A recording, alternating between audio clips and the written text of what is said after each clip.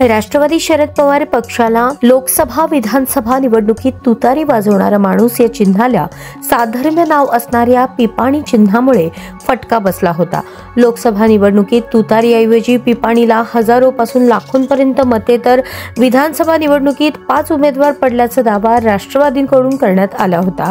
लोकसभेपश्चात पिपाणी हे चिन्ह गठीत पक्षीय माणूस शरद पवारांच्या राष्ट्रवादीकडून काढण्यात येत होते। अखेर निवडणूक आयोगाने ही मागणी मान्य करत स्थानिक स्वराज्य संस्थांच्या निवडणुकीस पिपाणी हे चिन्ह वगळले आहे। त्यामुळे राष्ट्रवादीला दिलासा मिळाला आहे।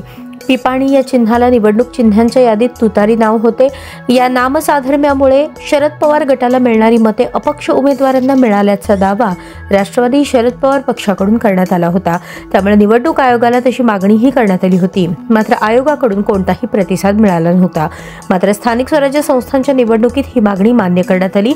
आयोगाने आपल्या 414 मुक्त चिन्हांच्या यादीतून पिपाणी हे चिन्ह वगळले आहे। लोकसभा निवडणुकीत पिपाणीला मोठ्या प्रमाणावर मतदान झाल्यामुळे विधानसभा निवडणुकीत अपक्षांकडून पिपाणी चिन्हाची मागणी करण्यात आली होती।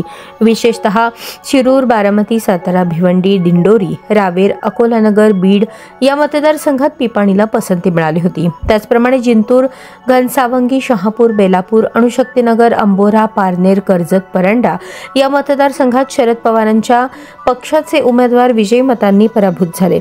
यातील अधिक मते पिपाणी हे चिन्ह असलेल्या अपक्ष उमेदवारांना मिळाली होती। ही मते विभाजित झाली नसती तर शरद पवार पक्षाचे 31 आमदार निवडून आले असते असा दावा करण्यात आला होता। रावेर, दिंडोरी, भिवंडी, बारामती, शिरूर, अहमदनगर, बीड, सातारा या जागांवर पिपाणी या चिन्हावर निवडणूक लढवणाऱ्या उमेदवारांना हजारोंनी मते मिळाली होती।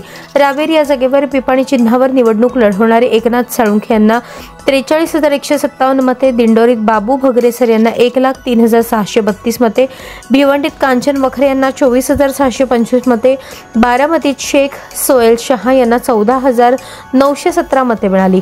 शिरूरमध्ये मनोहर वाडेकर यांना 28,324, अहमदनगरमध्ये गोरख आळेकर यांना 44,597, साताऱ्यात संजय गाडे यांना 27,692 मते मिळाली। सातारा लोकसभा मतदारसंघात राष्ट्रवादीचे विद्यमान प्रदेशाध्यक्ष शशिकांत शिंदे उभे होते। त्यांना 32,000 त्यांचा पराभव होऊन उदयनराजे भोसले विजयी झाले होते।